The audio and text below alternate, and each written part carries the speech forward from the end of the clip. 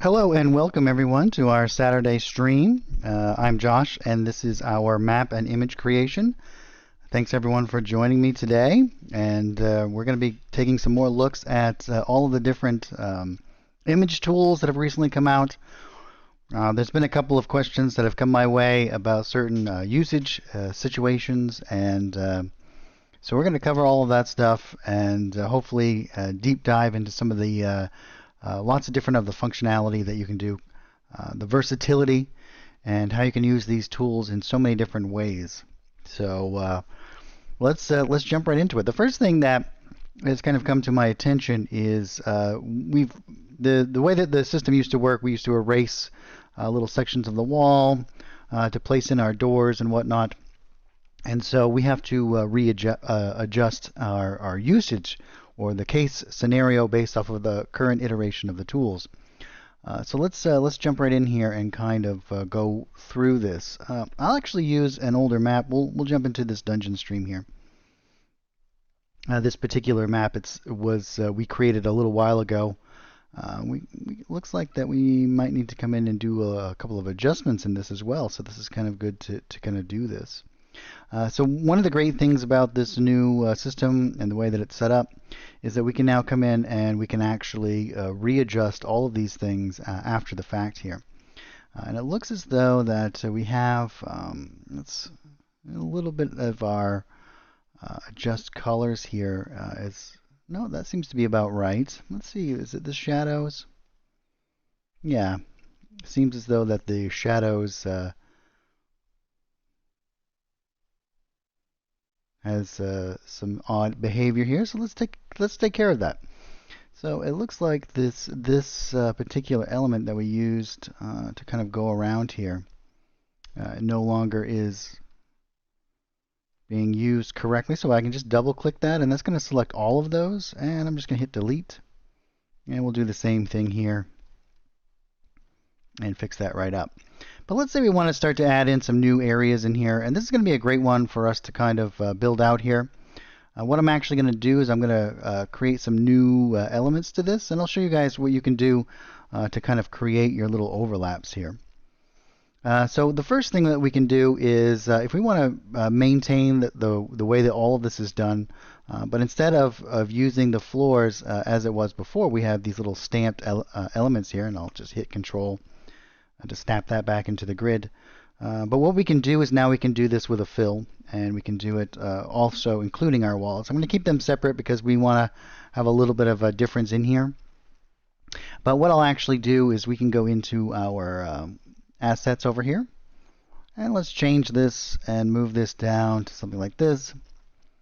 And we'll go into our dungeon art package, and we'll go into our floors, and we're going to find the same exact floor, which is right here. Normally we could just grab this from our new little sample settings. However, this is not done with a fill, so it's not going to work in this particular instance. And I'm going to turn off my stroke for the moment, and we'll just drop that right in there. Now it should default to the same size as we have going out here. And then I'm just going to pull out another little element here. Let's turn on our grid so we can kind of see it. And let's switch back over to our painting tools, and we'll move down here. And I'm just going to snap to this grid, and we'll just pull out a section. Well, we can make it another room right down here. And I'll just switch back over, and we can select these.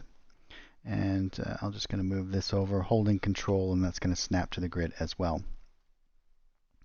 Now we can tie back in our walls and whatnot, but let's say we want to do an actual door right here. I'm going to go onto my walls area, and with this same fill selected with no stroke attached to it, what I'm actually going to do is I'm going to fill in this little area here.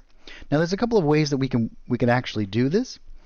One way is I could fill in a section like this, and you can see here I can create a new little element right through here to put my door in. So now I can actually come back in and grab this, and we can make this whatever size we wish after the fact. So this is the very easy way for you to interact with the system after the fact and change some of those dynamics. You can see that looks pretty seamless there. And even if I wanted to fade this edge in a little bit, I can use the actual fade element here. As you can see, we can move this around, and I can fade that a little bit off of the edges as well. Oh, look, we get a question here from Fantasy Grounds Academy. Great.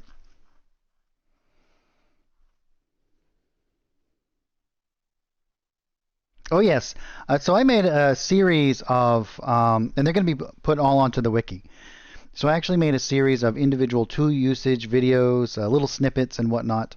And all of those are going to be placed, I don't know if they have already, but they're going to be right on the wiki. So you can go, and just in case anyone else needs to hear this information, if you have this little question mark in any one of these windows, and if you click on this, you're going to get a little pop-up that's going to ask you to get redirected. But this is going to take you right to the information that has to do with this particular window.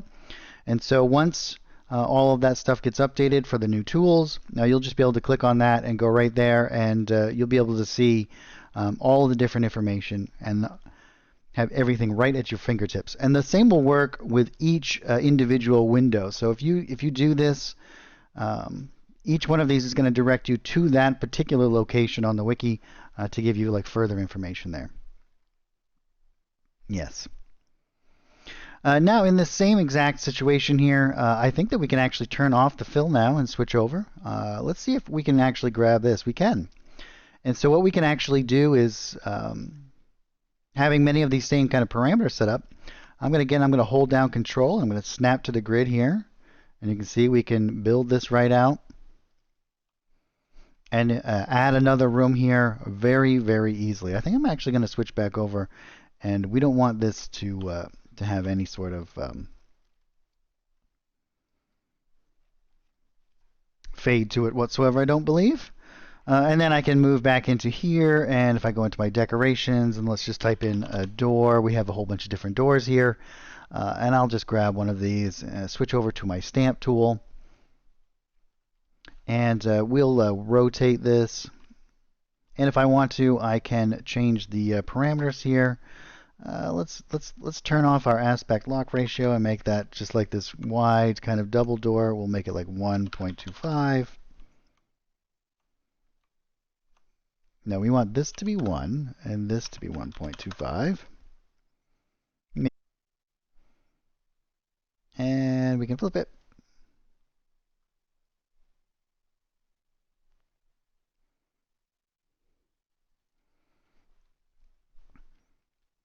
And voila, we can even go back down into our floor area, and we could put in like a door jamb and do all kinds of different stuff there. I oftentimes like to build it to look a little bit more natural, and you can see that this is a little bit wonky on the sides here. And so all we would have to do is go into our actual floor element that we've created here.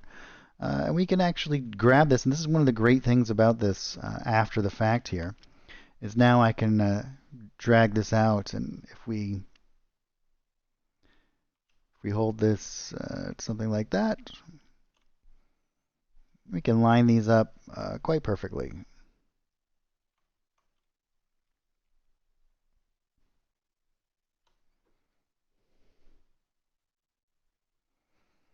Very cool. So that was the first thing that I really wanted to talk about. Whereas before, and this is how like the eraser tool used to work here, we used to be able to just erase a section like this, which you can still do. Well, it looks like that we've it seemed to interact with those doors. I bet it put it underneath. Yeah, change the Z order. So I'll do a little bug report for that. And this still works as long as you have these elements separated, right? If we're just using the wall tool, it'll act exactly the same way. However, and this is what should be kind of discussed here at the moment. Let's switch over to our fill, and let's grab this section, and we're just going to pull out an actual little section that is combined here. Now in this particular scenario, if we try to erase this, it's only going to change the structure here. It's going to erase and try to calculate all of this stuff. Well, let's just simplify this here. It's going to try and erase these elements and maintain this same situation here. So we can come in here and let's just remove those points to get it kind of something like this. So in this scenario, to create our little openings, because this is still really great for adding on, we can actually add on a little opening like this, but this will run into a new room and whatnot. So really, you're only going to use this kind of scenario here when you're trying to add on to something that you've already kind of created here. And so what we can actually do is inside of this, if we decide that we're going to be making different elements or change the way that this interacts here, these will all be openings, by the way, for wherever you want to go and do. But if we have another element on the other side, all we have to do is just turn off our stroke, and then we can come into this scenario, and again, we'll do it exactly the same way, and we'll go right over the top, and we'll have to do it on the next layer up here. And you can see we can blend that right out.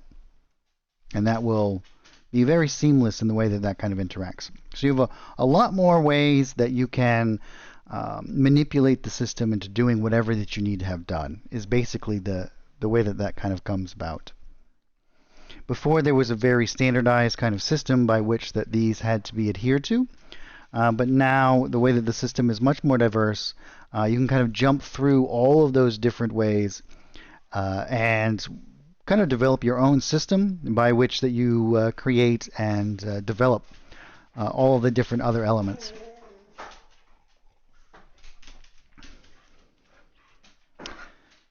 And as in likewise, if you guys run into any particular types of issues while working with the system, please let us know. I'm sure that there is either a workaround or there's some sort of other intended kind of method for that to be functional. So let's just kind of jump in here. I'm going to go back down into the walls area here. We can just kind of grab this stuff and delete it. And we can now work on the system. Let's see here. Let's go. It looks like we have to go into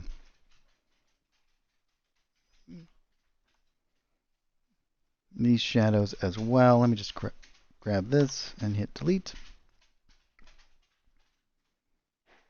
And whoop, I'm going to want to do double click there. We'll grab this and just double click it to select all of them.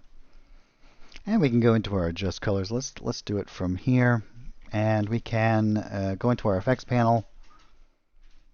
Let's reveal some areas over here. So the easiest way to do this, and then just hide the middle of the room if we're just trying to do these kind of like ambient occlusion around the edges of our walls. And that'll work pretty good there.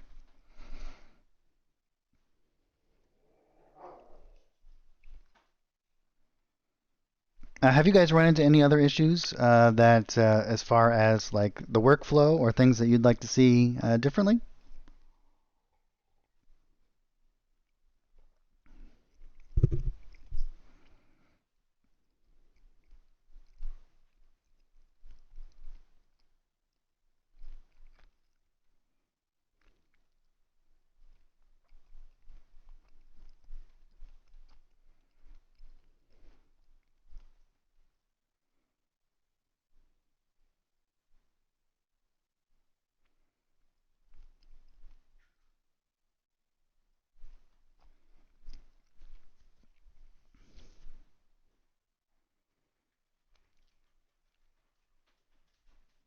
All right. Well, we'll be moving on here then and move into the next phase of today.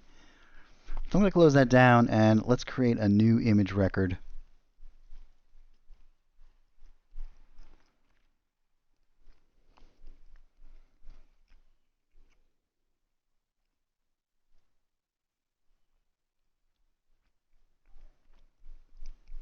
And let's open this up here.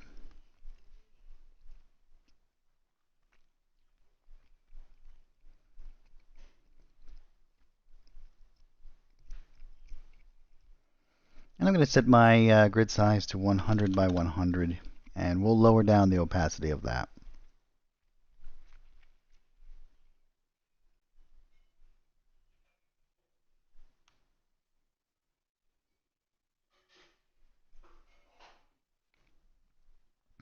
And let's switch over to our, we're going to work with an interior element here, because I think that's going to really help demonstrate many of the different ways that we can kind of do this system.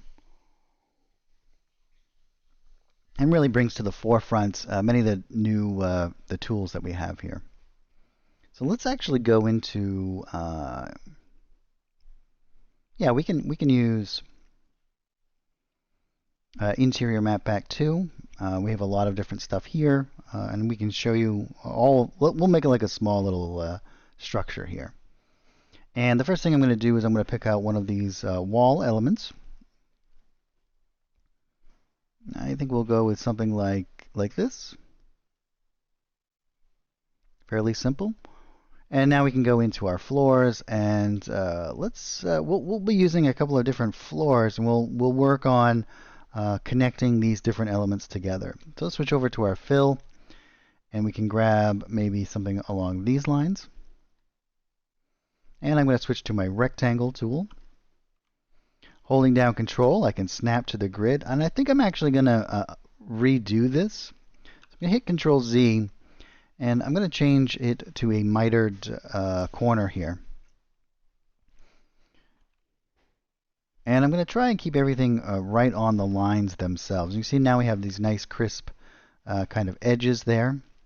And in the inside of our wooden floor, we have everything that's kind of set to a very monochromatic grayscale. And this is great because what I can actually do is, especially if I'm using the same kind of overlap here, we're going to add to it, is I can come back in after the fact and I can change these parameters. And that's one of the things that I really think is super beneficial to the system itself, is that switching over to the fill edit, I don't have to make any sort of hard decisions about any sort of color picking that I do now, and I can kind of do that later and adjust it as I see fit. So let's say we're going to do a nice little walkway here, a hallway, and then we'll add another room here at the end.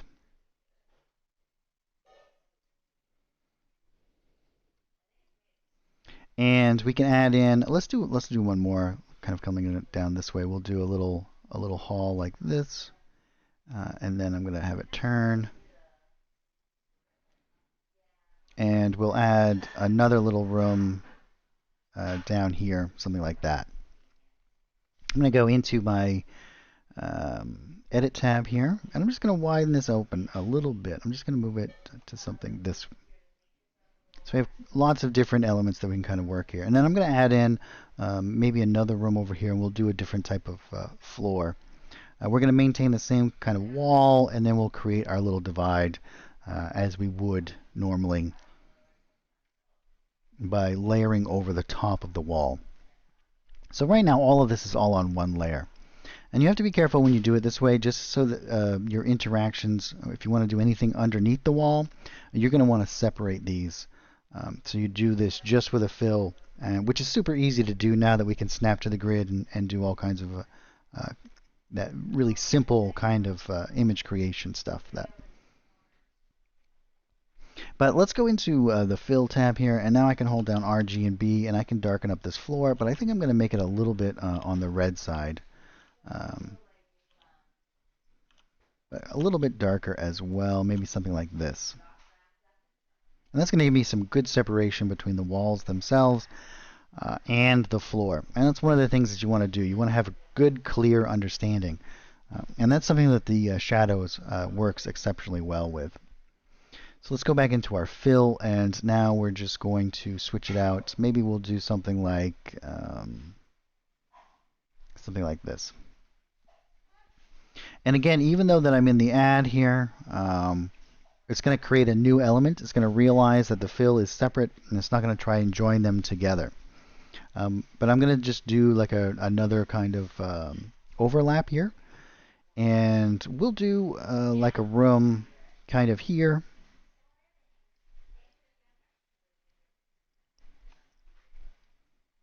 And we'll do like a little doorway right there. And we can actually blend in all of this stuff super easily.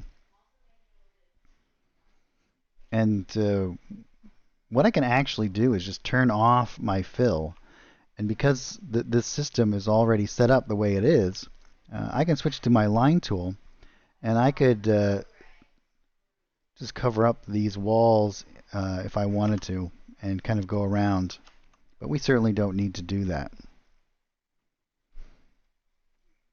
I think what I'll do is I'll just maybe blend that out if that bothers me, but it's certainly not going to be something that's going to be too difficult to deal with. But let's switch over here. I'm actually going to change the scale of this. So let's move it down a little bit. So what we're actually going to do is hold down Control and use our mouse wheel. And we'll move this somewhere that's pretty centrally located here, something along these lines.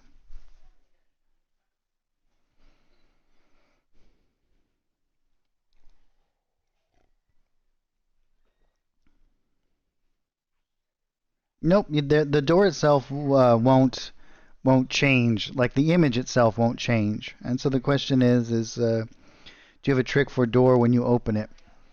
The asset change when the door. So what you can do if you want to go through the extra effort is you can do that manually by having them on separate layers. And well, you can actually move the image itself.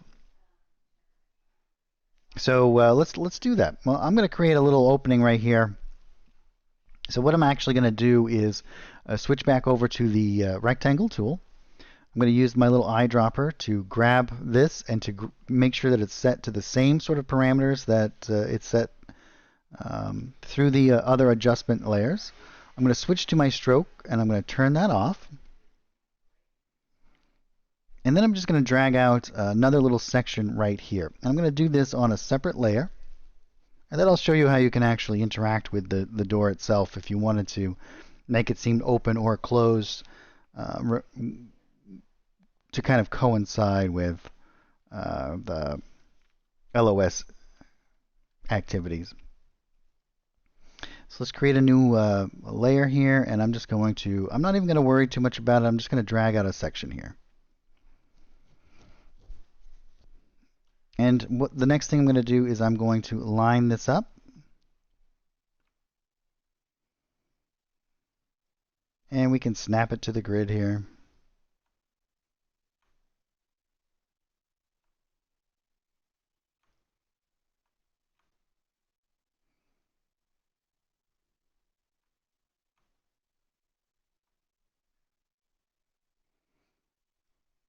And we'll do something like this.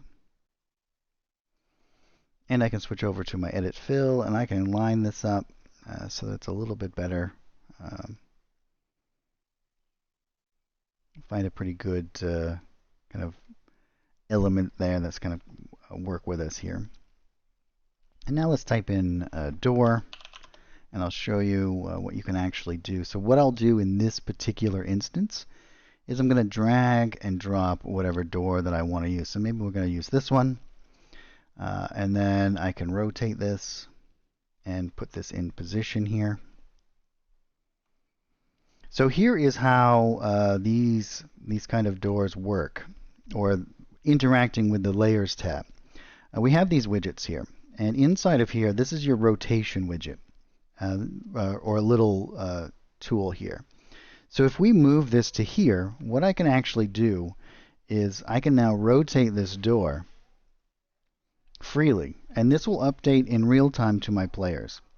So let's say they open the door, I can now swing this right around and open it in any direction that I wish to give a visual representation of that.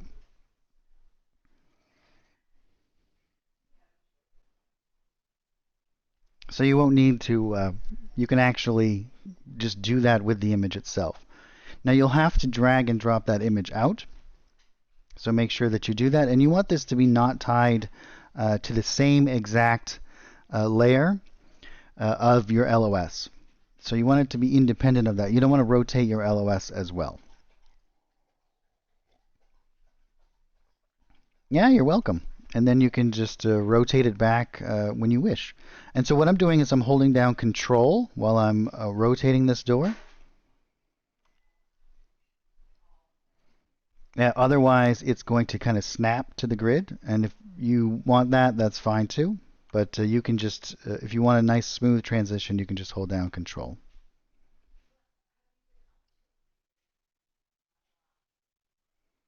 Oh yeah, well you can certainly do it that way as well. But what I would do is let's go into our painting tab here, and what we can do is switch to our line of sight, and we can duplicate all of this line of sight here. And then let's put in our door, and you can see that this is on a separate layer. And so here is our door itself, and then we will, well, we want to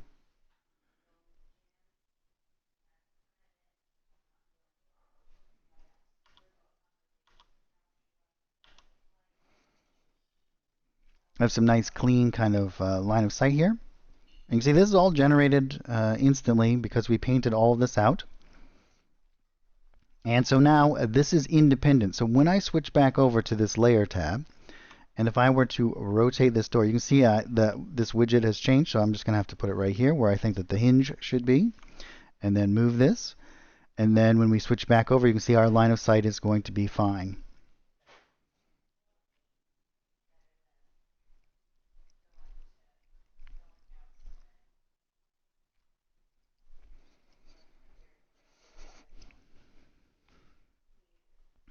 So it's just kind of constantly going into your layers tab and moving these things around.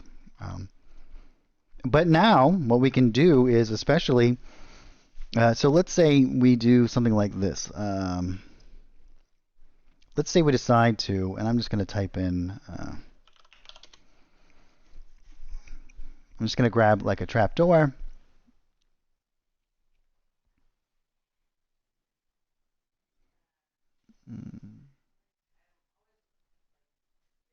I'm sure that I have done additional kind of trapdoors, but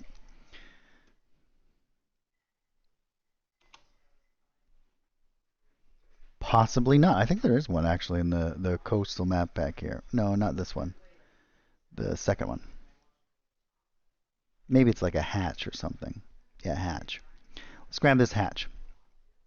And I'm going to go into this painting tab here, switch over to my stamp, and I'm going to stamp this. We'll make this just one by one. Let's rotate it. Let's say that there is a trapdoor in the corner of this room here. Oh yeah, we got to do trap. I actually started working on an art pack a while ago that is all kinds of different traps as well, and trap mechanisms. So maybe we'll have to do something along those lines. And now what I'm going to do is let's add in a carpet here. So I'm going to grab one of these. Let's do this round one, because this will work. Now, because of the new painting system here, I can keep this all in one layer. And what I can actually do during play is I can move into this little area here, and I can grab this and move it out of the way. Let's say that the players want to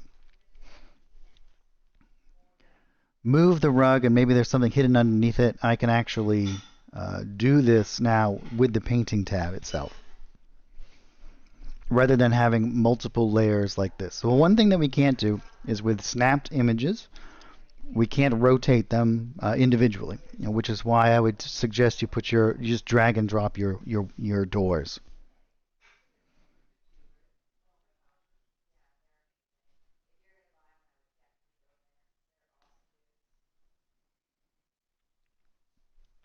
And let's see here. The question is there a way to tie the LOS to the door asset so someone could use wall LOS rather than a door if they wanted to? Or would you require editing the asset itself and trying LOS information to it?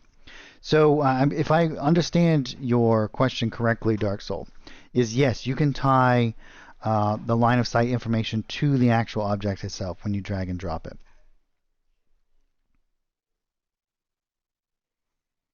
Yeah, attack rugs. So many of the images do have line of sight tied to them. So when you drag and drop them in, it'll import them. So for example, if we go into, I believe, let's go to the 2019 art pack. If we go into our decorations here, we can grab maybe something like this. I believe that all these elements, nope, that one does not. So let's see here.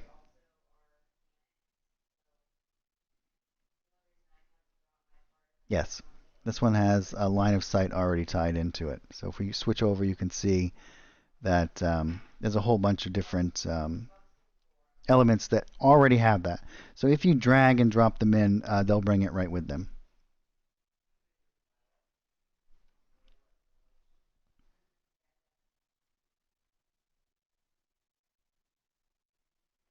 Oh, are you saying like a visual? Yeah, so there's no automated kind of system like that. Um, but you could. I mean, you could set it up. So what you're talking about is, let's go, if I understand this correctly. I can go onto this layer, and what I can do is create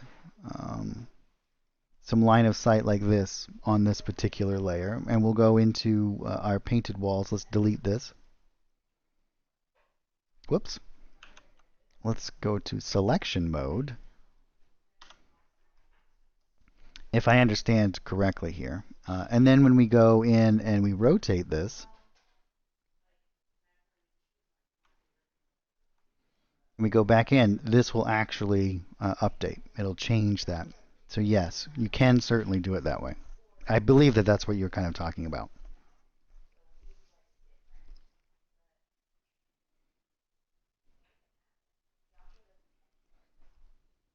Because your line of sight will move with the door itself as you rotate objects.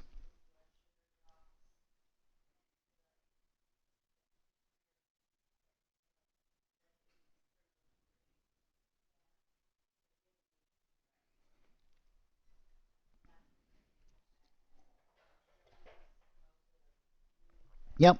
Yeah, you can certainly do that.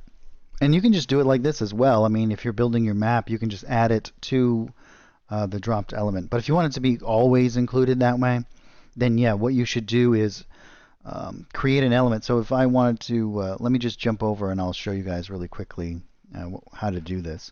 All you have to do is create a new element, right? And let's go all the way up here, and we'll go into that same art package. I believe it was interior 2 that we were just using. And I'm just going to type in door. Well, you won't be able to do it with these particular ones because you won't be able to save this metadata to kind of put it. So you'll have to do it with your own images. But for an example of how this will work, you just drag and drop it in here.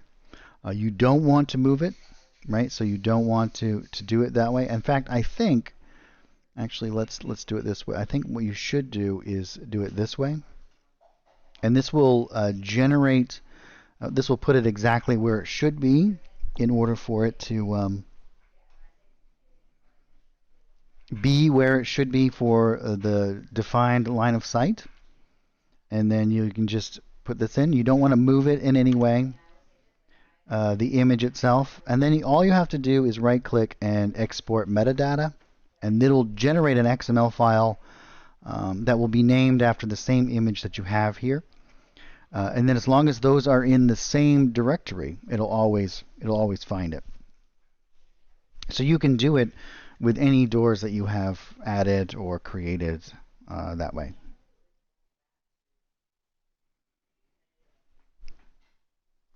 So that's a little crash course for you guys on how to actually add your own LOS to your own images.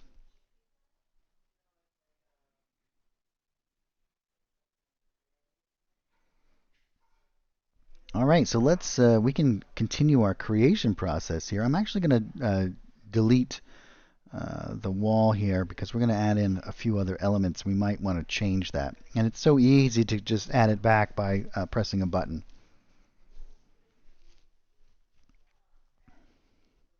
So let's talk about traditionally speaking. One of the things that we would do to create like our shadows and whatnot is I had created certain brushes and whatnot to do it. That's no longer necessary. You can use the built-in paint tools now to do this because we now have a fade element to it. And what we can actually do is, let me just make sure that my fill is turned off. And we will add in a fade of maybe something like 1. And what you can see here is, well, it should fade here when we double click it, and as it does. So we get this nice kind of gradient along here. So what we can do is we can kind of pick the color that we want to use as our shadow here. I think I'll move this down a little bit to make it rather dark. And I'm going to increase this a bit as well. And we're going to experiment here a little bit. I'm just going to start here somewhere like this. And I'm just going to start to kind of paint this out. Now what I'm going to actually do is I'm not worried too much about where this is located, because I can come back in after the fact and readjust this. And we're just going to do a quick little once over here. Now I'd probably actually make this a bit bigger if I was doing this. And then I'm going to go actually into the layers tab itself, and what I can do now is double click and kind of end it. And I don't worry about it necessarily having to match up there because I can just drag this and we can snap it right to it now.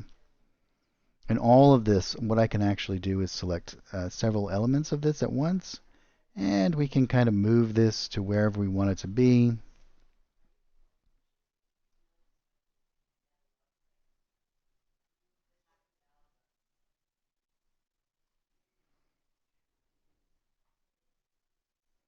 And it makes just lining this stuff up so much easier.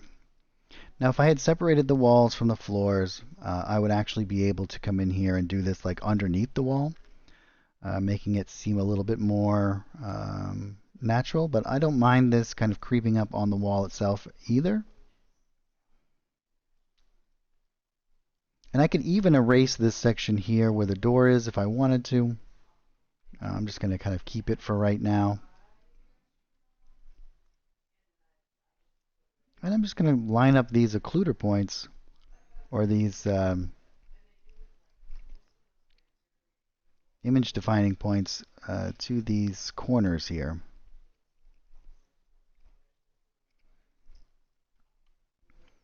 Great.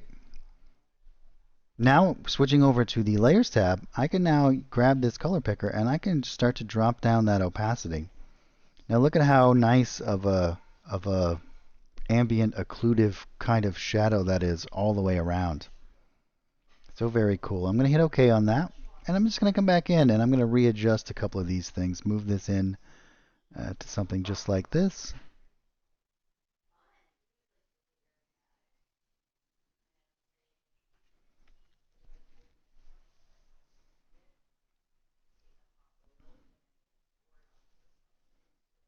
Very cool.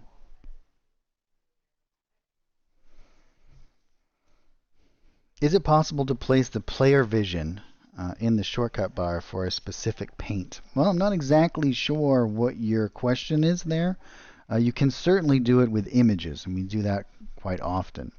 So if there's something that I'm going to be using a lot, you can just drag and drop it down. So let's say, for example, if there's I'm going to be placing lots of bedrolls around, I can just drag this down here, and I can actually grab and drag and drop it onto my area, or I can drag and drop it if I actually grab it, put it in there as well. So you can add, so the system works exactly like the occluders for your line of sight. And so you can add occluder points, but you do it similarly to the way that you would do it with the occluder points. So you'd actually be using an add functionality. So if we come back into here and we have this all set up exactly the same, and let's say I'm going to add in an element over here. What I'll actually do is go to add, and then as I add this in, I can actually create more occluder points and then move them to wherever I wish.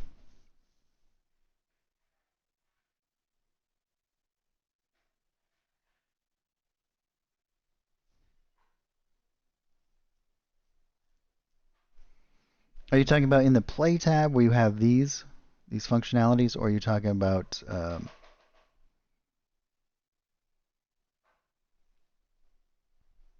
but no, these cannot be dragged and dropped into the shortcut bar.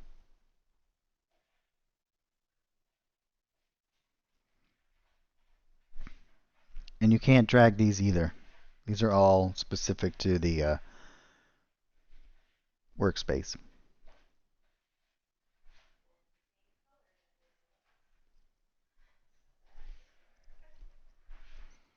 So what you can do is you can actually use your little strokey thing here if you wanted to grab your eyedropper tool. And then with add selected, we can begin to add in elements. That should add, but it doesn't seem to want to right now.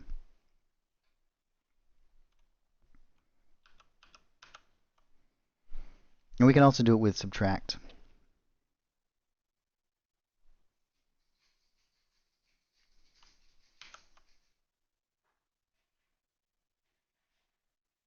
Yeah, no problem at all.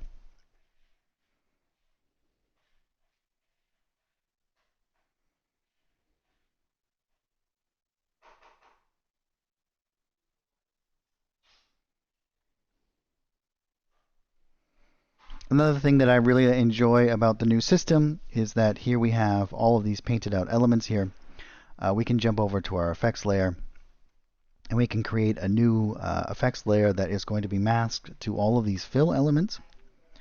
And now if we add in, for example, a adjust colors, and maybe we'll make some little like lighter patches with some color variations here. Let's do something like a little bit green. And what I'll actually do is we'll go to hide area, and we can start to hide out some of these sections, and we're going to blur this out.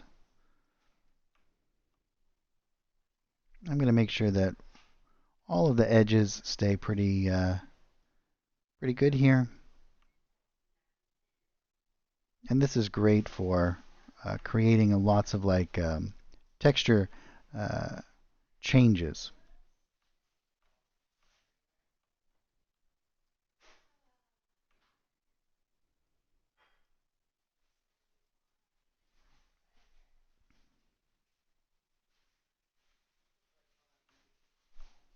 Let's blur that out a little bit more.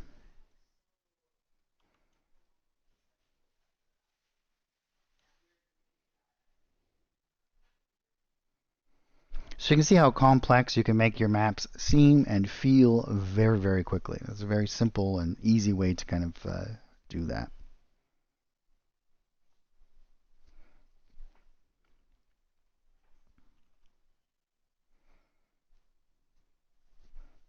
With the new fill system as well, let's move over to our.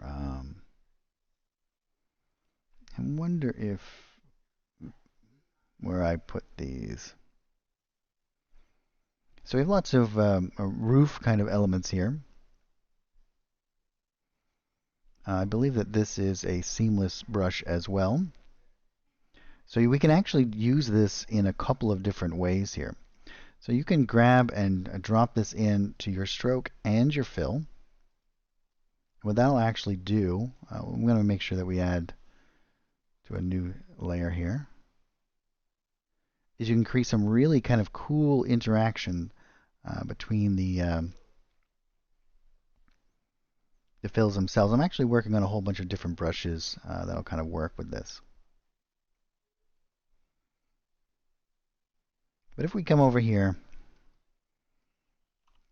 what we can actually do is, let's say we're going to create our roof elements, and I'm going to switch to add.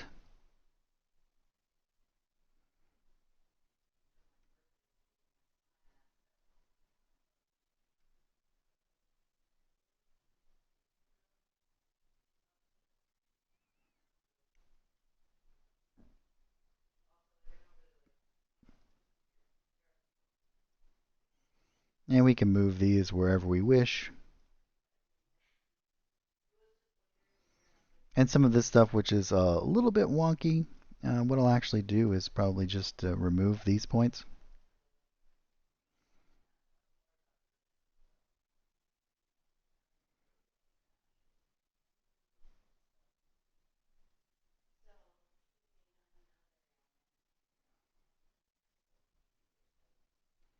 And again, we can come into our fill here and we can move this around, or we can change its angle here.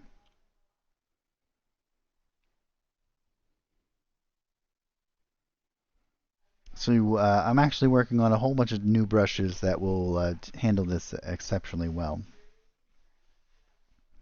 including like round areas and lots of fun stuff. The other way that we can kind of handle this is doing it just with the fill itself.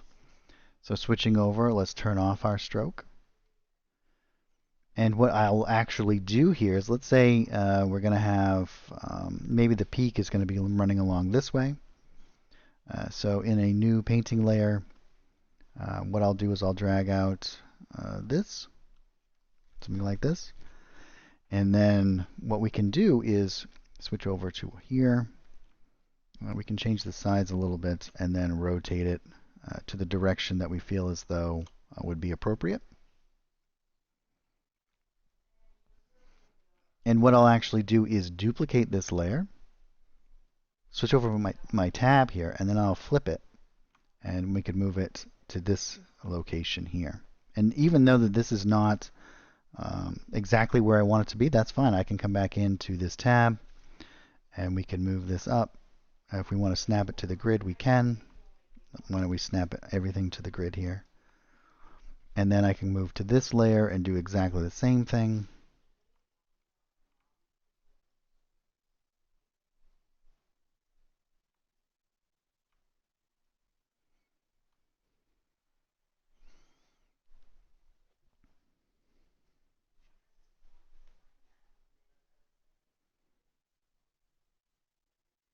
Oh yeah, the mask trick works exceptionally well. That sounds really fun, actually, Shattered. Question is, out of interest, can you have layers so that a player goes under a roof inside a building? They can see inside the building instead of needing a new map. Yeah. All you actually have to do, and this is the way that you would want to do that. So let's consider this kind of scenario that we're creating right now. Now, what I'll actually do is I'm going to create a folder, and I'll call this roof. And I'm going to put all of these roof elements right inside of there. So I have one visibility to all buttons that I have to deal with. Well, there's a couple of different ways that you can kind of interact with this system. But here is one way, is while during play, right, you have access to all of these.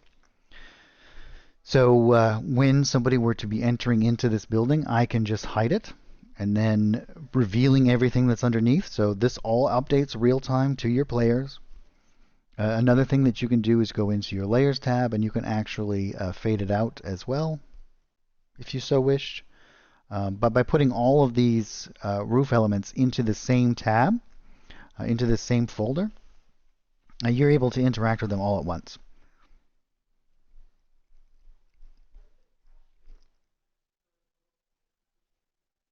Yeah, and so here's the really cool thing about this, is that we can have one set of line of sight for the roof element. So let's change gears here really quickly. Let's go into our 2019 map pack, and I'm just going to grab a background image here, and we'll move this over here. And I'm just going to grab out a couple of. We'll just use this one tile. We'll say that this is the outside area here. And the next thing we're going to do is we're going to build a quick little building here. And we're going to set this up in two different elements. And let's just grab a new folder, and I'm just going to drop all of this stuff into this folder, just for organization purposes. And now we'll go into this interior map pack, and I'm just going to grab one floor. We'll just use this one. And then we'll do, we'll use more of a rough stone wall. And let's make that a little bit smaller. And what I'll do is I'll just do like a really quick little square here of a building. And we'll just snap it to the grid, something like this. We want to make sure that we have a layer selected here. That'll make us a new painting layer. And boom, we have our building here. We'll go into our tab. I'll make that floor a little bit darker.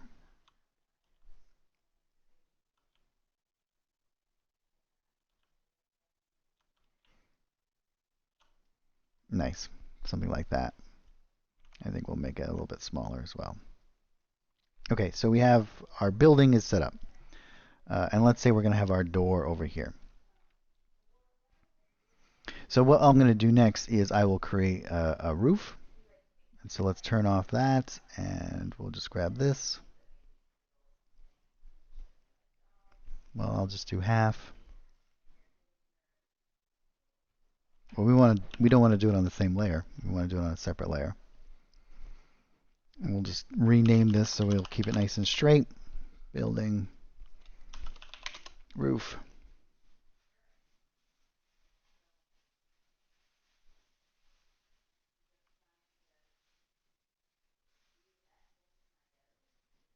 And we'll do something like this.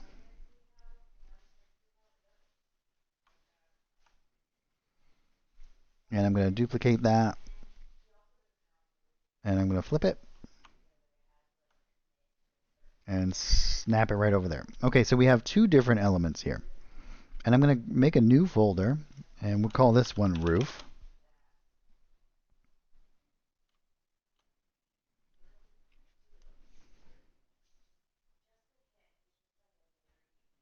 No, you can't. Not unless you did a separate map. You can have different maps, or you could set it up in a completely different way. There are workarounds where you could set up a scenario that way.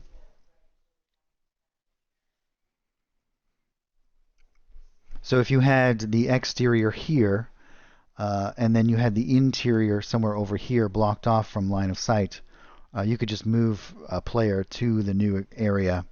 And even though the other players were seeing this area of the map, the person inside might be over here. So which you could just do it like moving it over here, for example. And so when your player entered in, you would just move them from the GM's side, from this section over to this section. And so the other players would still see this, but not that. So you could kind of do it, but no. The actual representation of all of the images are going to be shared across all players. There's no distinction there. But what you can do is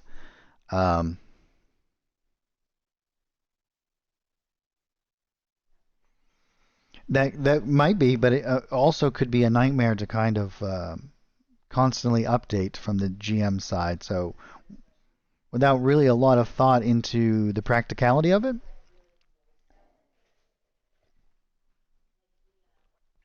This is inside Fantasy Grounds Unity. This is all built right in.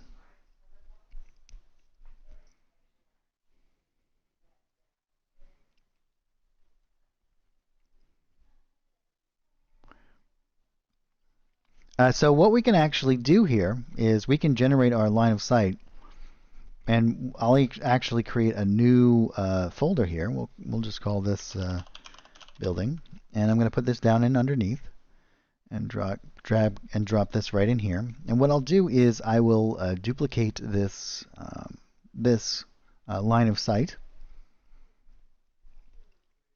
and we'll drag that right into that folder as well.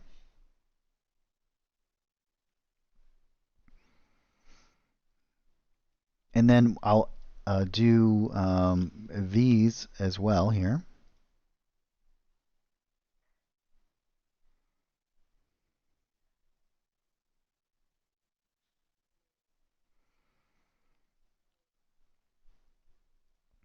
And so this will just be a really quick demonstration of how I'll hide this building underneath. I could have a completely different set of line of sight. And so if we grab our buddy over here, let's grab Bob. Let's turn this on. So you can see that Bob, here is the building. I would set this up differently if I was actually doing it, but for a good kind of demonstration here, and then Bob wants to go inside of this building, I can actually, let's say for example, turn off the line of sight that is tied to the roof, and that's going to remove it from the player interaction, and then add in the line of sight for this interior. And let's say Bob goes back outside. We can add this back again. And so you can interact with this system in lots of inventive kind of cool ways, for sure.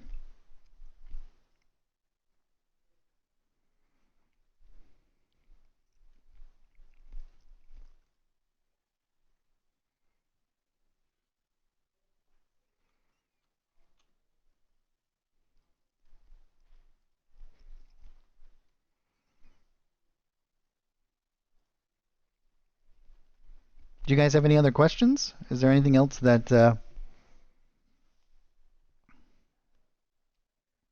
I might be able to demonstrate before we move on? Please feel free if there's anything that you're not quite sure of, or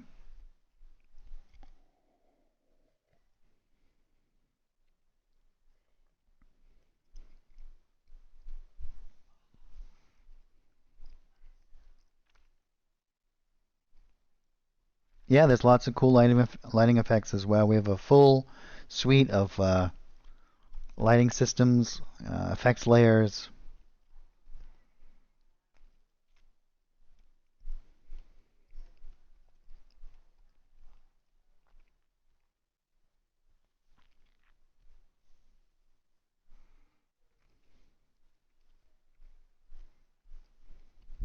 Sure. What's your question, Tentacles?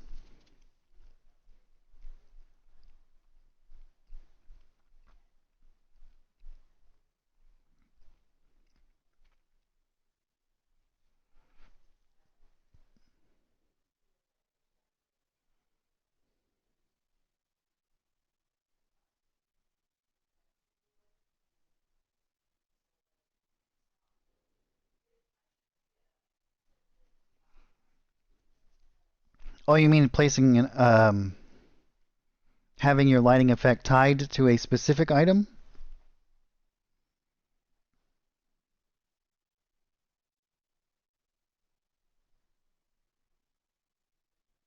Yeah, yeah. You mean from the character's perspective, like if they equip an item, it will add the line of sight. I mean, add the actual lighting effect to their character.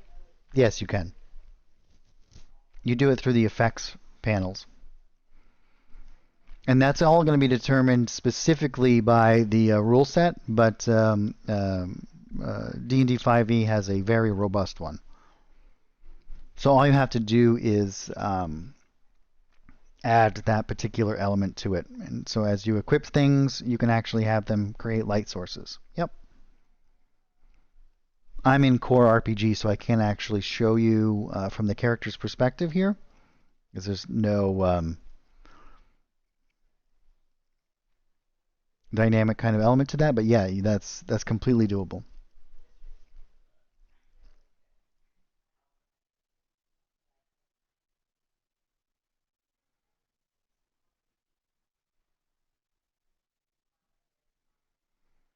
Oh yeah, well we also have, and so the question is from Prostachio, is that considering getting the art packs or not. We have an art subscription. That's $5 a month. So for $5, you can try it all out and see what you want, if you enjoy it or not. The built-in system in Fantasy Grounds, I think, is spectacular. So And we have tons of official art packages that are included in that art subscription. I believe that there's over 30 something art packs. And we come out with at least 2 every month.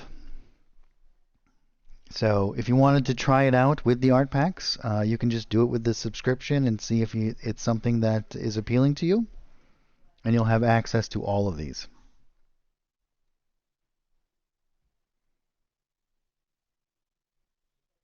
Oh, well, I suggest that you open it, Tentacles. There's some great stuff in there.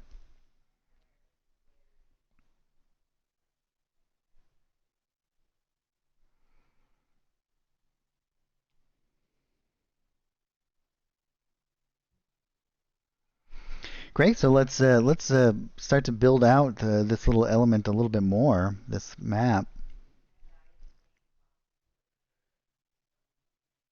Yes.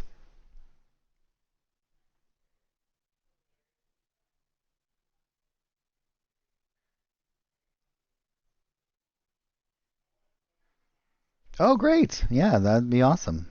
Make sure you let us know if you're using Fantasy Grounds in your stream. We'd love to check it out as well.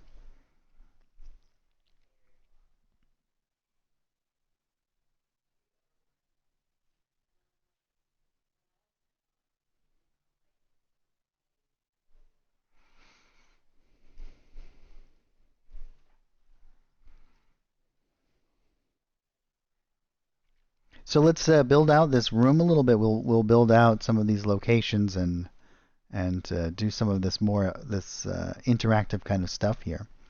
I should go back and make sure that we. What is this painting? I don't even think we're using that. Let's delete it. And let's rename this to be Shadows.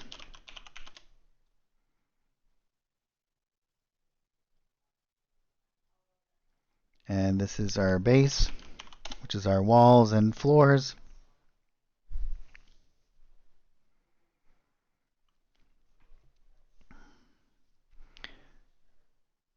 Oh, no, any question at all, feel free. Not that I'm aware of. I do not believe that, unless it's tied to their token.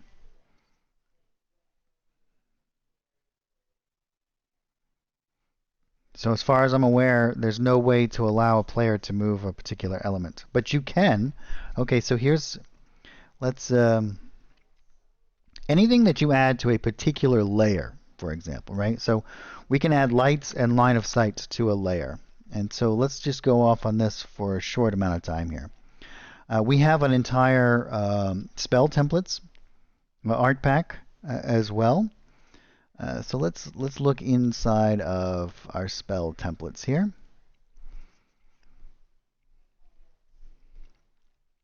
And inside of here we have, and these should all work. These are all designed to be just kind of like dragged and dropped out here. You could paint them out as well. But let's say, for example, you wanted to tie like a certain amount of lights to them, or and you can even do, if you're going to be doing it ahead of time, you could even do like effects layers and all sorts of things. But let's say let's grab this color spray, and we're going to bring this out to something like this, right? And this is going to match up to the grid system, whatever it should be for a particular type of color spray, right? And here's the one for at an angle. So let's say you want to add in a particular type of light element to this. Now let's delete this one and just focus on this for a second. Now what I can do is, having this selected, I can add a light to this, and it will be added right onto this particular layer here, right? As you can see, here it is. Now as I move this around, that light is going to move with the layer. So what you can actually do is have lit objects like this. However, you will have to use, as the GM, you will have to be in control of that. You can't allow this to be moved by the player.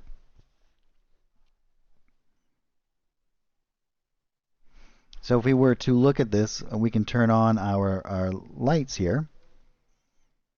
You can see here it is. And we can switch this over, and you can see that this will move with this object.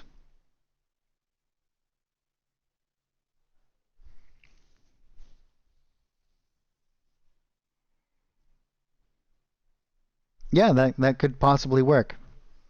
It could very possibly work.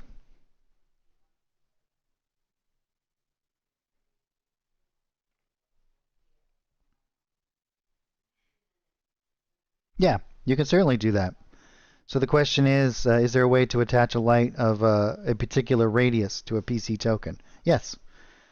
Yeah, so, and then in fact, there's an entire section in here for token lights. So these will be attached to whatever, which you can add in any size that you want.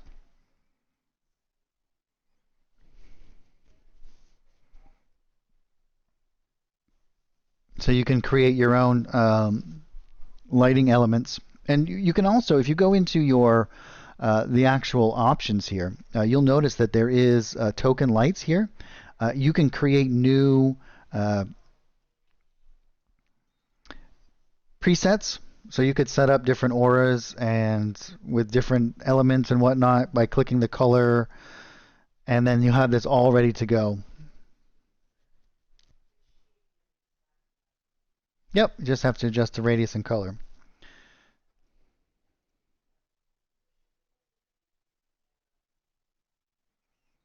So all of that functionality is all built. You can automate so much. You could even automate it so that it would create it immediately as soon as like you can add it as an effect. You can do it right in the combat tracker, or you can do it so that if somebody were to cast a spell, for example, it would immediately add it to the token. Yeah, you bet.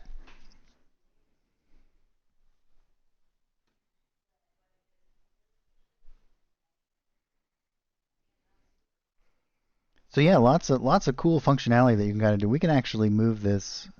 We can come in here and adjust this light here. Maybe our brightness needs to be, or our dim should probably be something like 6 or even less than that, right? Like let's make that 4 and this 2. Yeah, it'd probably be something more like that. And then we can kind of move that around.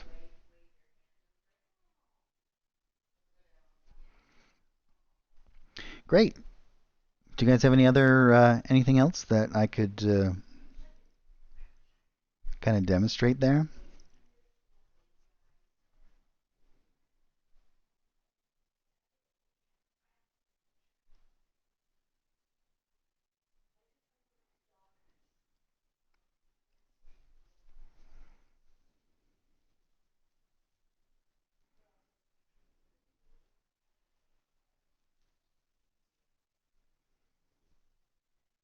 Nope, you don't need to add it manually. You can set it all up to be automatic. So from their character sheet, I'm in Core RPG, so I can't actually do a good demonstration of that. But yes, so most of the time you'll have that little toggle button between being carried and equipped. So you can set it up so that as you equip it, the torch will immediately, without having to do anything from the GM side, will add the light to the character, the token.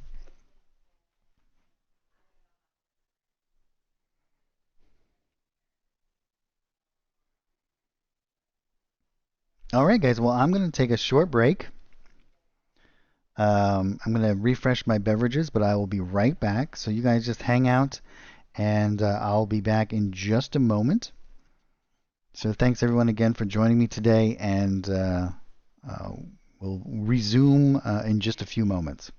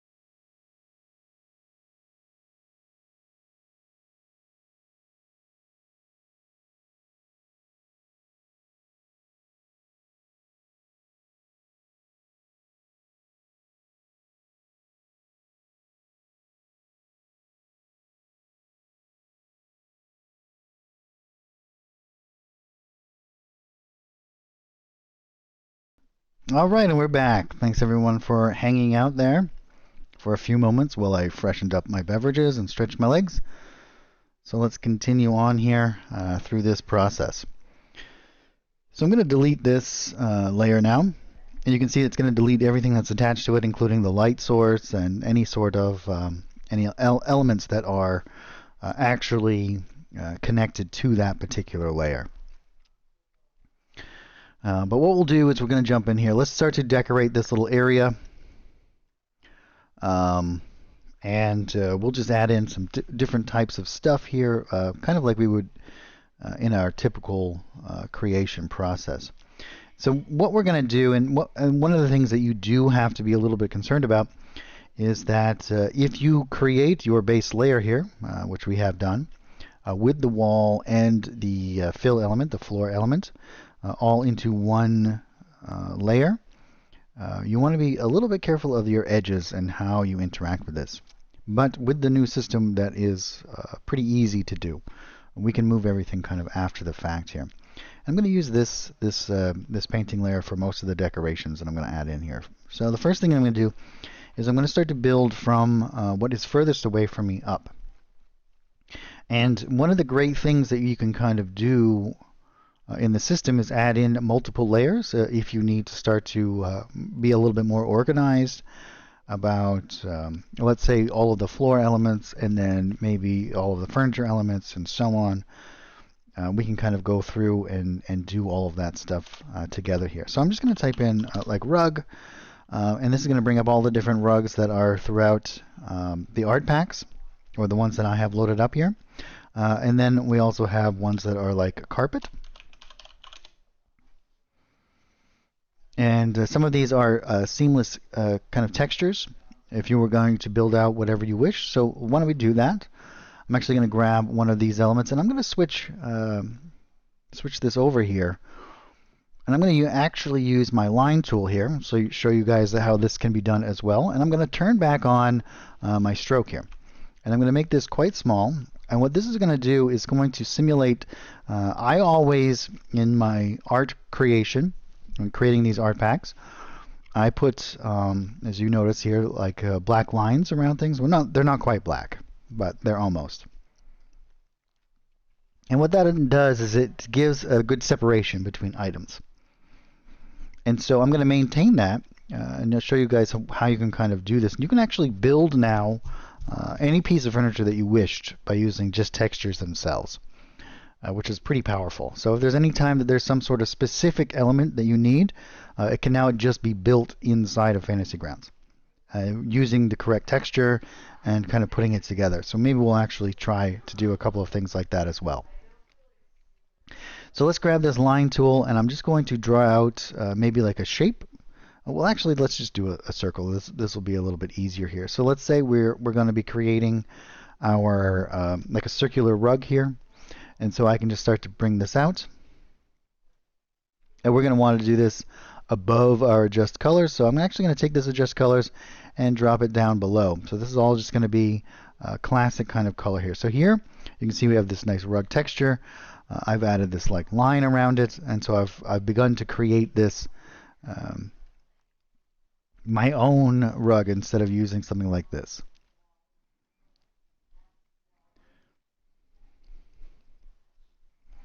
Now what I can do is I can come into, not this, here, and I'm going to make sure that I'm on my painting tab here. And I'm actually going to move these around a little bit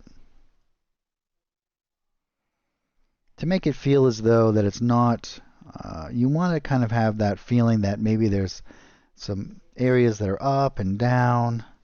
I'm just going to move these a little bit, give it a little bit more life to it.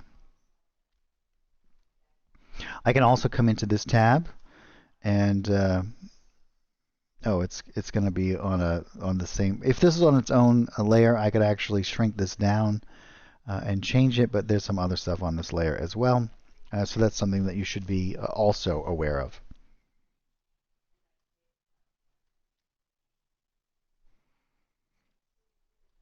So from here, if I wanted to do some additional kind of elements, Maybe if I want to do some like color variations or whatnot, but I can come in here.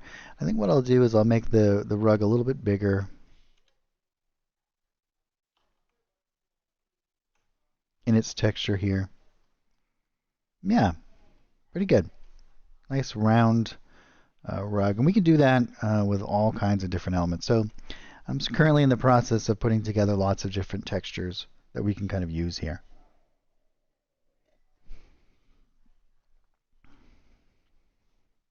But let's say we wanted to, and I'll create a new painting layer for this.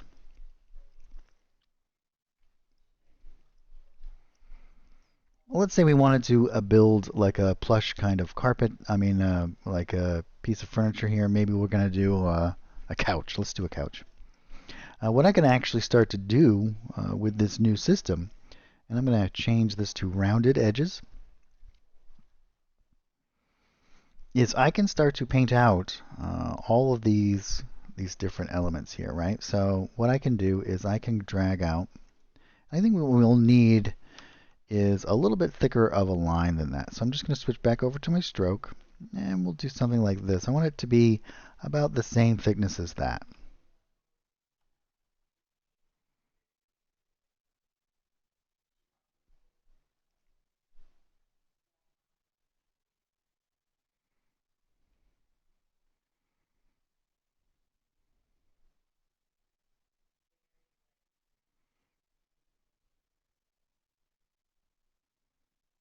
Nope, I don't want to add to it. I want to actually add in a new element on top.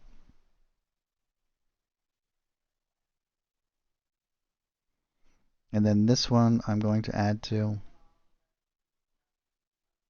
well, let's see here. We're going to have to separate that into another layer, I think. Let's do that.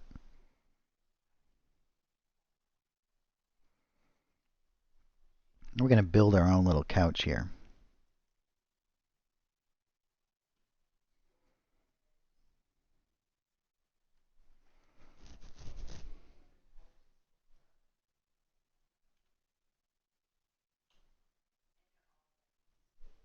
And I'm just going to remove these points. We don't need them.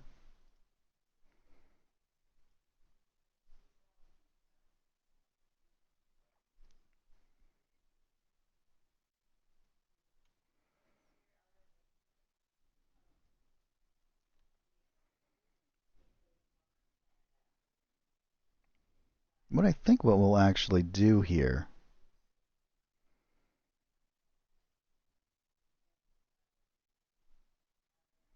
is this should actually be something like this on top. Now like that, like this. Build in a basic shape. We're going to add in some shadows here and kind of divide this up.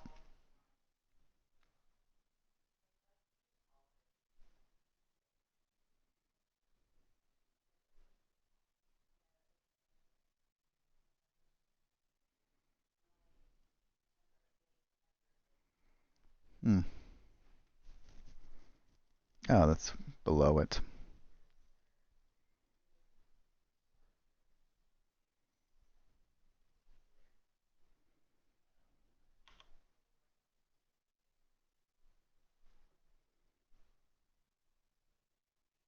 This is why you name your layers here.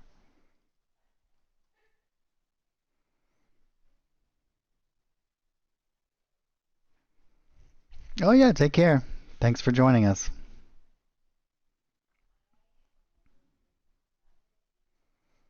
So now what we can actually do is, I'm going to move these in a little bit. Well, actually, let's go to this layer. I'm going to move these up. And I'm going to bring this out a little.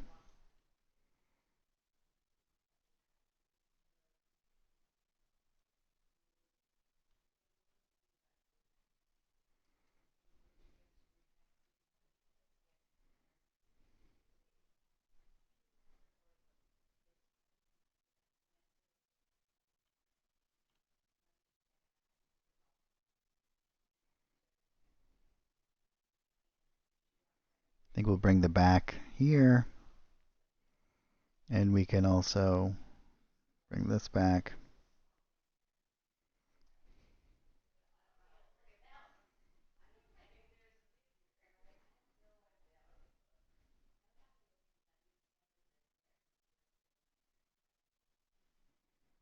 Oh yeah, we got to add some stains and whatnot.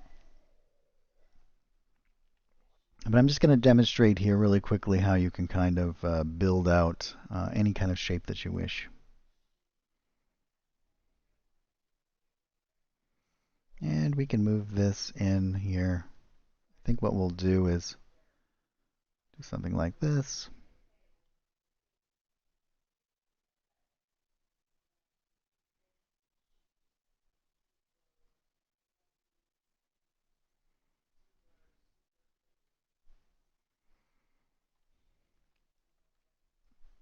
And now what I can do is we can grab all of these together here.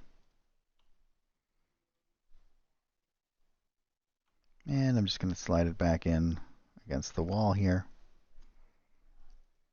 And now on this top layer, what I'm actually going to do is I'm going to switch over to my trusty little stamp tool here. And I'm going to add in some shadow elements. And I'm going to hold down R, G, and B, and I'm going to bring this down. And I'm going to add a little bit more blue back to it. And we'll make this a bit smaller. And I'm going to hold down A and use my mouse wheel to really kind of lower down that opacity there. Turning off the aspect lock ratio, I'm going to make my height something like 5, so it's kind of long and narrow here. And what I'm going to do is I'm just going to stamp in some little shadows along this edge here. And then I'm going to do some to help define the shape of this. Oh, look at that. Do you see that little issue that just happened there? Which we can easily fix this. What it did is it changed the Z order of these elements. So I'm just going to delete that. We'll create a new one on a separate layer. Let's do this up here. And we can just switch back over to our fill here. It should be all still set up.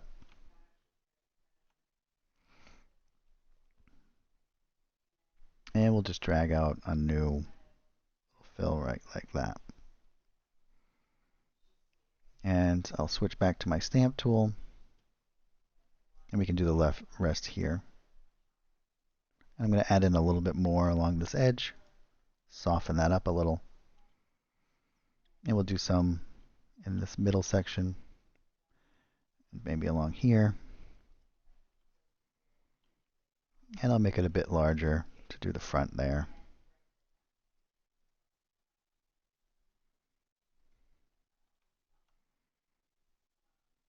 And now maybe we want to do like some rounded edges and whatnot. We could do all of that stuff. We could really.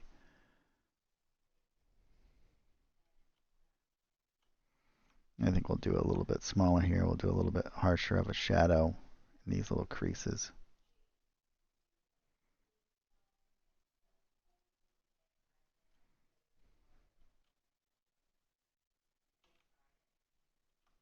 And then we'll do a nice little big one right like this. Very cool. And now we can actually, even if we wanted to, right? Like we have all of these elements here in their own separate little layers. What we can do is we could create a folder, and let's put this here. Drop that into the folder, and we'll call this couch. And we can now grab these and go into an effects layer. We'll create a new effects layer that automatically is going to use all of that as a mask. And we can come into maybe adjust colors. And you can see that this should, well,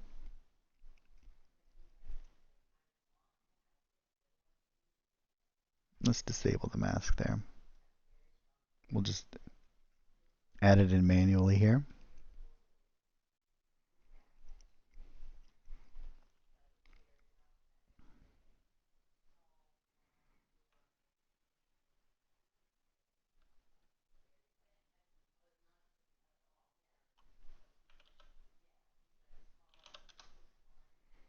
And we can blur that out.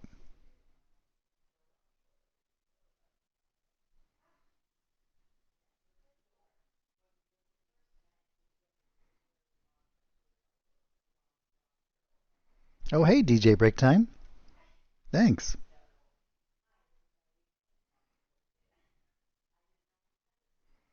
And we could even come in here and do lots and lots of stuff, but you can see how quickly you can kind of build up these elements. That might be a little bit too harsh. Let's increase that to 50 again. And we could even do some color variations on here. We could do an additional effects layer. Again, we'll drop this down into our couch. Let's do adjust colors. Maybe we'll add,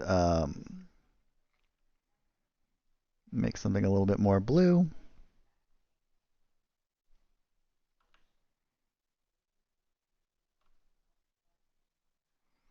Maybe we'll bring down, we'll make it a little bit like stains or something.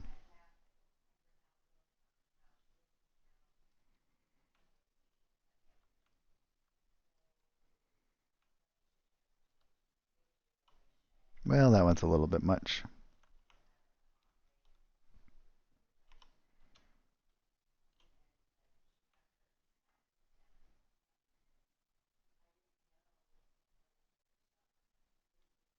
Maybe we'll do something like that.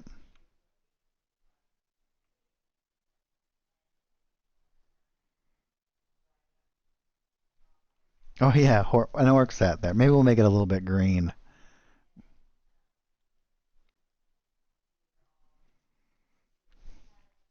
Make it seem really horrific.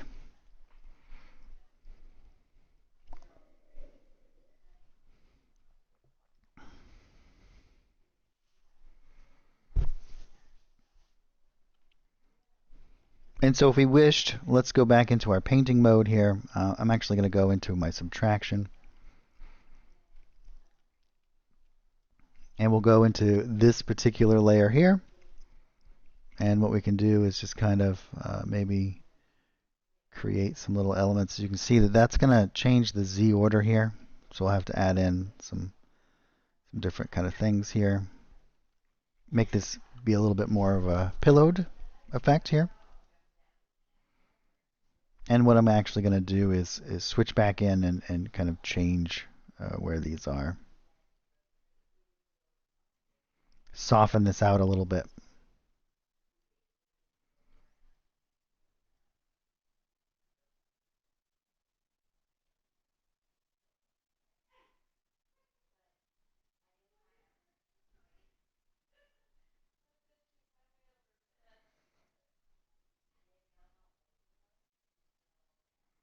So someone was asking before about adding occluders, so this is kind of how you do it. I want to zoom in here so I can just grab these.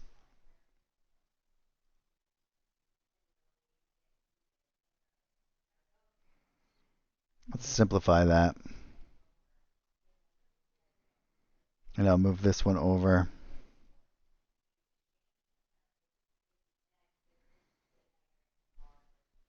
Oh, it simplified all of it, huh? Let's go back then. I don't want to do that.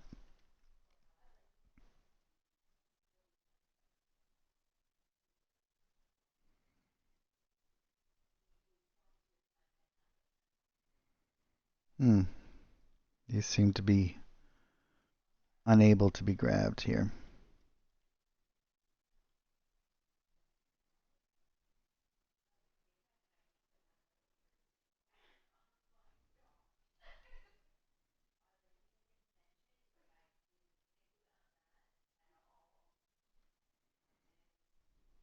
Move this over here.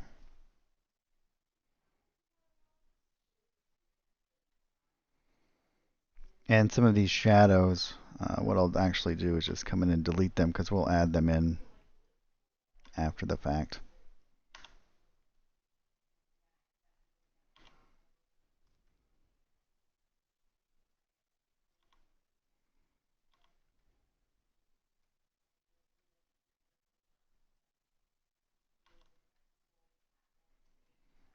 And we can switch back over now to our painting tab.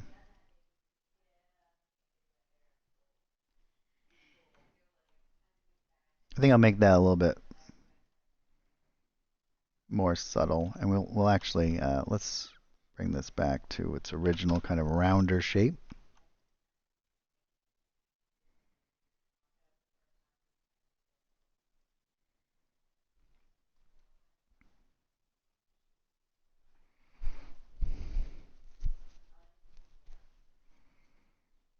And we can switch back into here. I'm going to bring some of this stuff out a little bit. So it's not quite so indented in these little areas.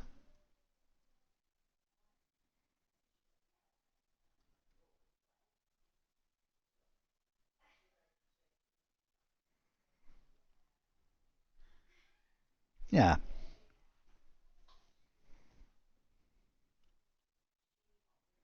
Oh, yeah, that looks like your couch. I think that looks like everyone's couch in college, doesn't it?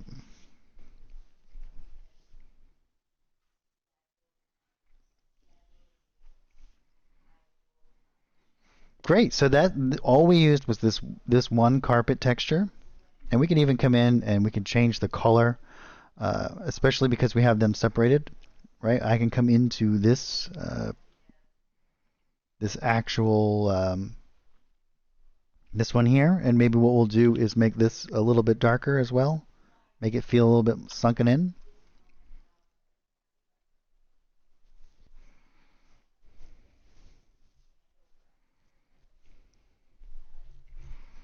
It's just this one texture and then the natural stroke element around it.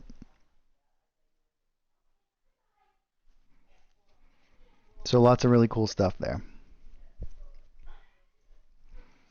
And maybe what we'll do is switch over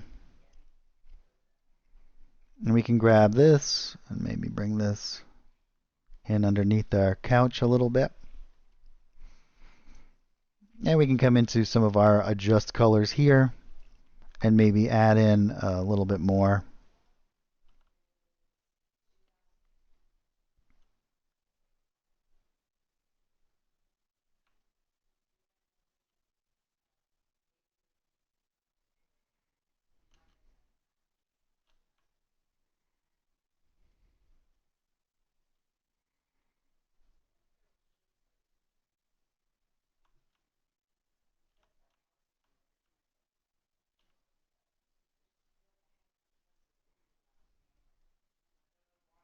So who knows what has happened there.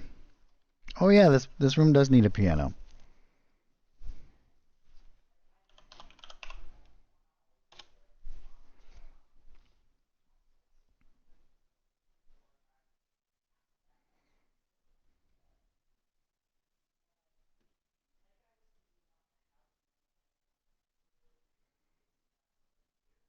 Put this in here.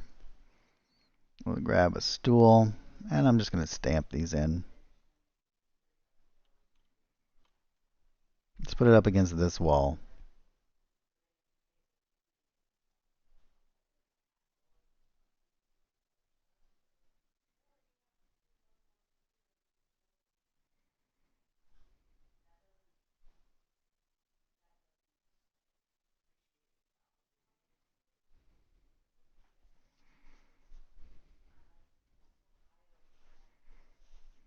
Yeah, I really like adding that kind of stuff as well. I did the same thing with the floors here, added a little bit of color variations and whatnot. It just seems it makes it seem more lived in, like a believable place.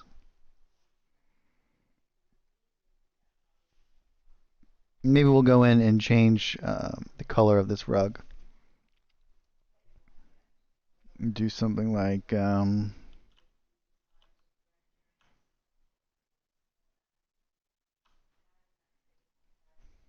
give it a little bit more contrast with the couch.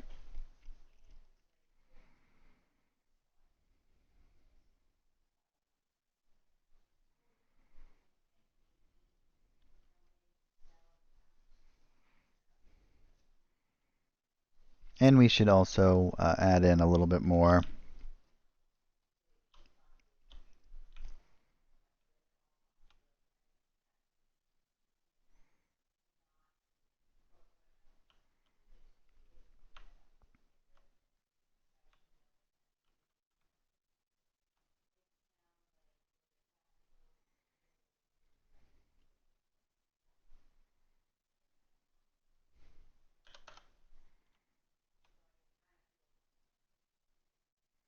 We'll do a little bit of shadow there and a little bit on the stool.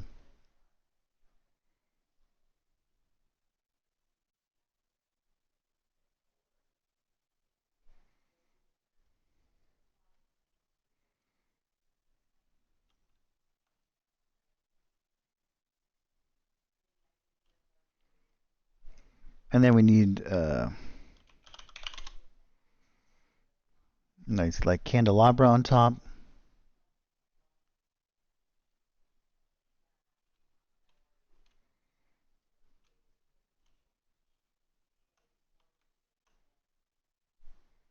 Actually, let's put down,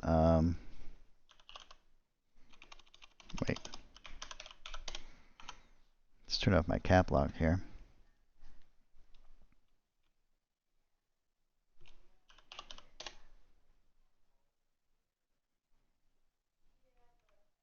I'm going to use this as like a doily. And we'll make it a little bit darker.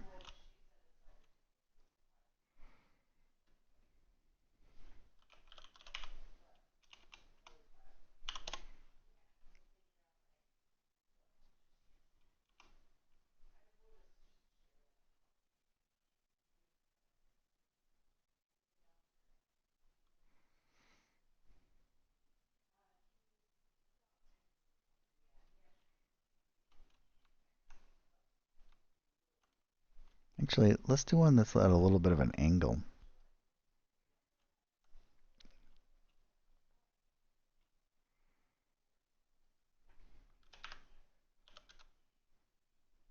Maybe not. Let's do a rather unique one.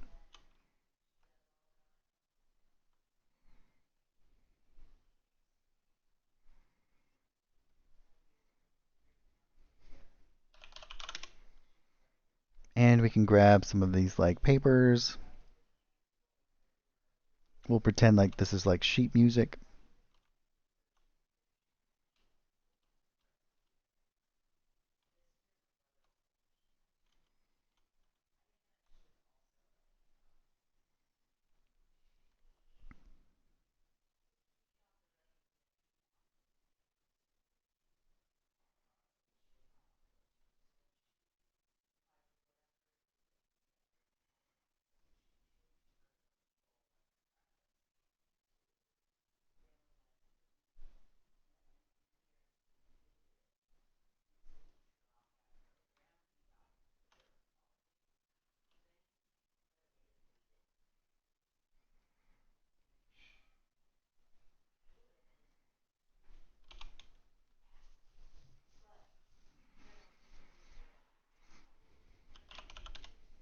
Let's add in a coat rack.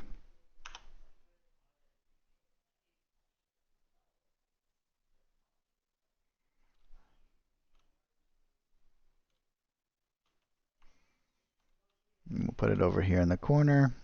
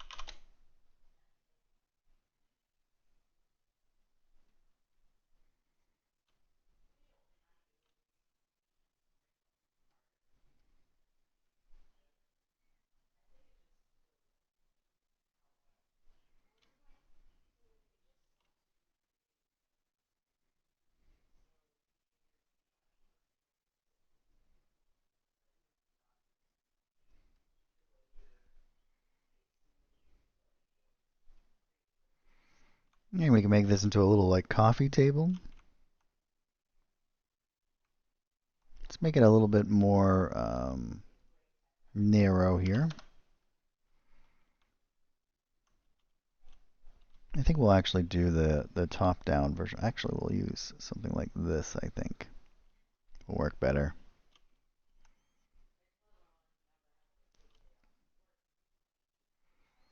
And we can start to place like some items on it.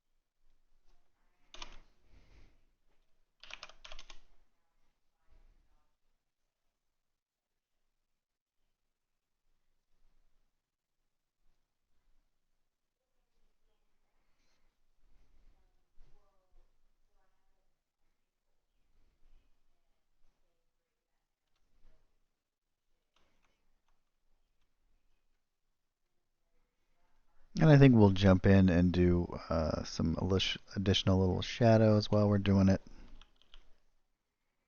And I'm going to keep most of this stuff all in the same layers.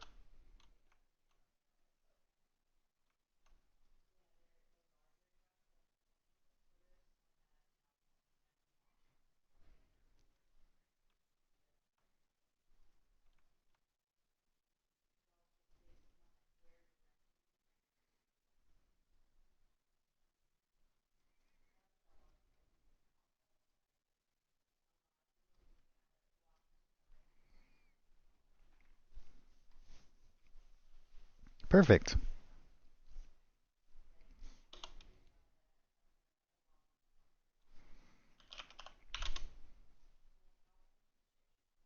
We'll add in a couple of these. Maybe we'll do a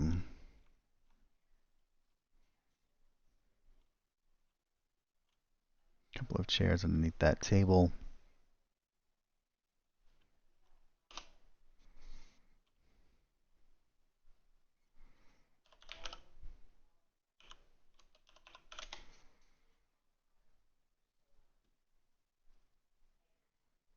I think we'll grab some of these plant pots.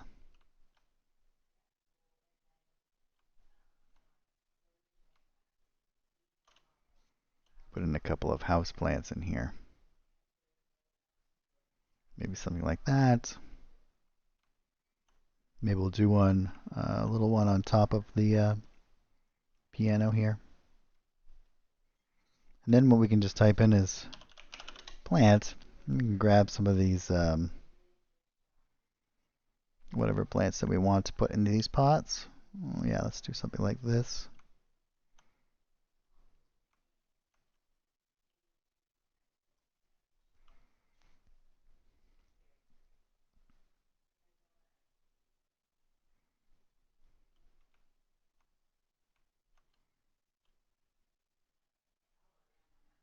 Perfect.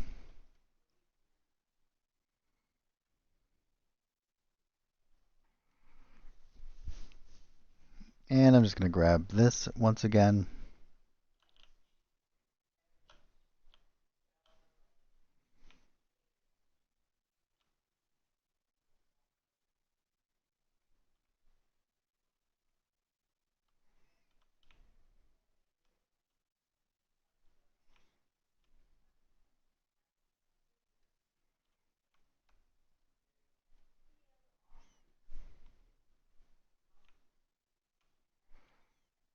And we'll make this a bit oblong.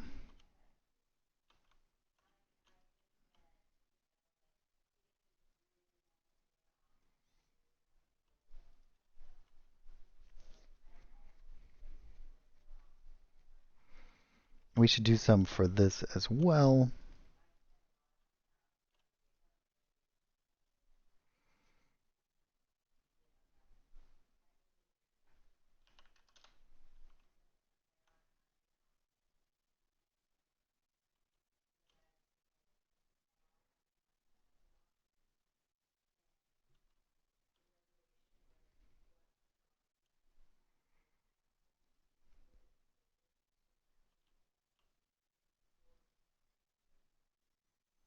Perfect.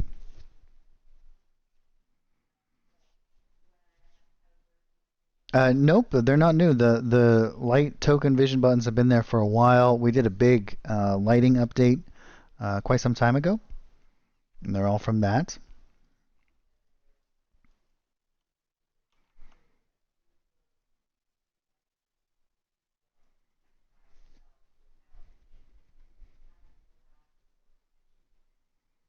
Okay, so what the fall off does, let me just jump in there and explain that for you really quickly. So let's add, I'll demonstrate this. Let's turn on our lighting. And I'll add a light to my scene here. I'll create a new layer just to place it into that scene here. So here's our light. And now when I select this light here, I can move this around individually in here. So we have two particular types of areas here. And let's set our fall off to 0. And we'll make this 2 so we have a really good kind of see what's going on here. Let's make that even smaller. Okay. So here is our parameters of our lighting system. And what the lighting system is actually doing is it's setting up our bright, and this is specifically for rule sets, right? So that we can have a clear understanding of where the light and dim lighting is. What the fall off is how much of a gradient do we have for transition between these. So if I do 100, we have a complete gradient from one to the next, as you can see here.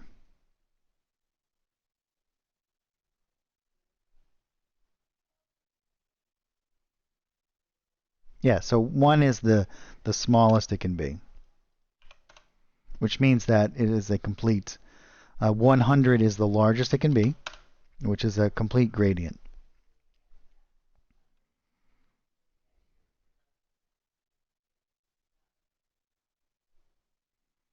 So your fall off is just how much of a definition is there, how rigid is that transition from one to the next.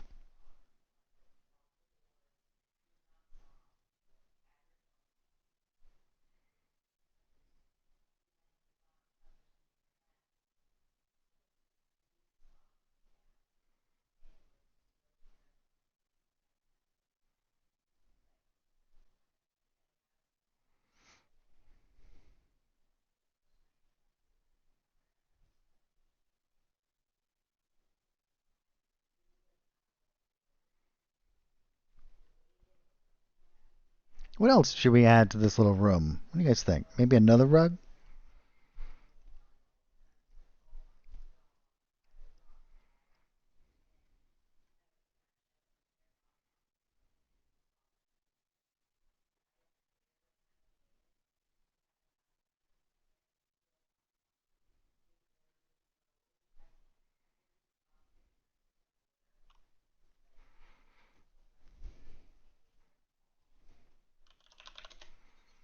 Should I add a clock to the wall?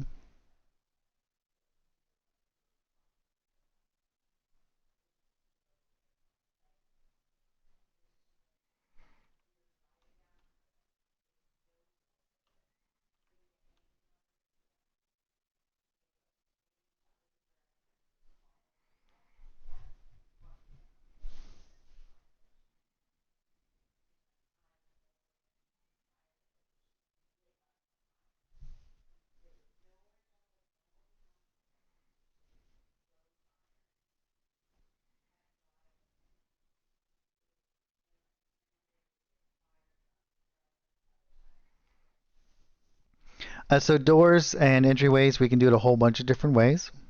We kind of went over those in the beginning, but I'll do a brief little demonstration. So if we were going to, because of the new painting system kind of adds to what we've created, so we could go back and go into our base here, for example, and grab this, and it's going to reset up all of these different parameters here, right? So we could switch back over here. So we could continue to build all of this stuff out. And we don't want to do it in our shadows layer though. Let's hit Control Z and undo that in our base. So let's say we were going to add in an additional kind of element here, right? We should be able to, sometimes there's a little bit of a bug, but this is going to work for us today. We can just kind of create doorways in this fashion. But as I showed before, we can create doorways in a whole bunch of different ways now. So we can continue to add to our element or our initial base image here that is made up of our fill and create these doorways. We can also turn off our fill, and let's say, for example, switch over to our line tool. And we could just do it a lot like we used to do it here. I'm going to actually hold down Control so we can kind of snap to the grid here. And that's a little bit wonky. Let's see what's going on here. Not sure why that's happened, but we can do something along those lines as well. Let's just delete these. But we can also, as I did down here, and if we kind of show this here, what I did was I added a new fill element, and I just placed it right over wherever I wanted the door to kind of be here.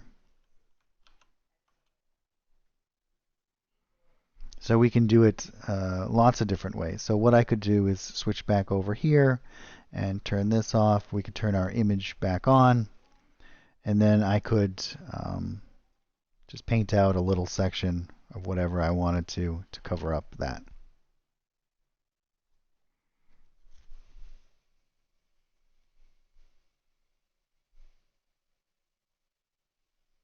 Oh, that's a good question, Drake takes. No, I don't think that there is.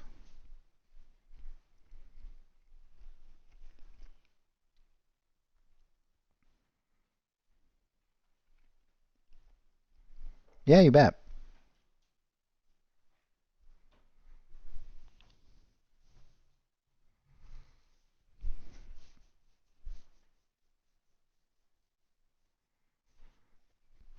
However, Drake, there's a lot of the ones that I've created. Let's say, for example, like this one. This has a ton of stuff in it, and I've shared a lot of these with players and never had an issue. So we made this one a while ago, and if we were to look at, if we go into our painting area here,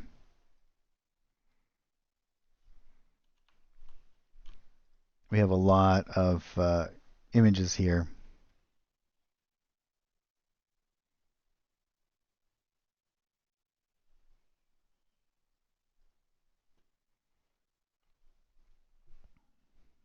There's no way to print them, no, not that I'm aware of.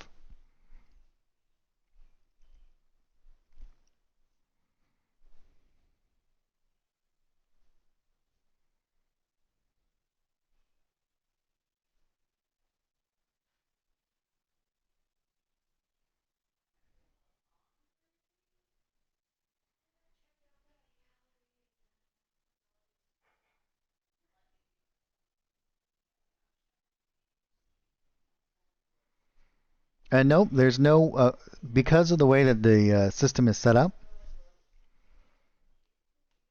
there's no way to compress it down into a single image. At least not currently.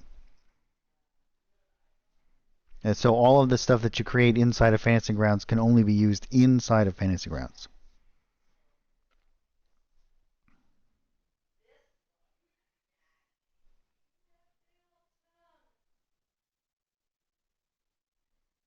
Yeah, you're welcome.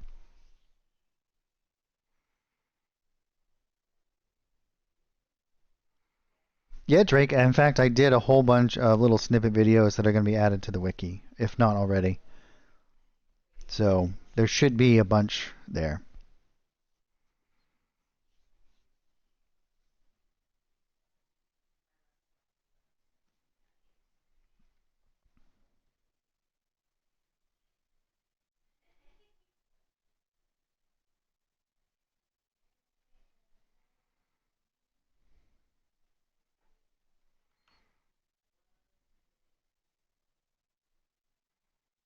We might as well just add a little bit more of this stuff in here.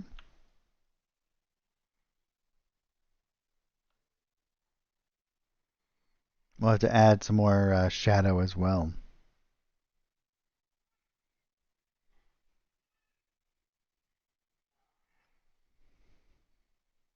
Just one specific section that's that. Gotcha.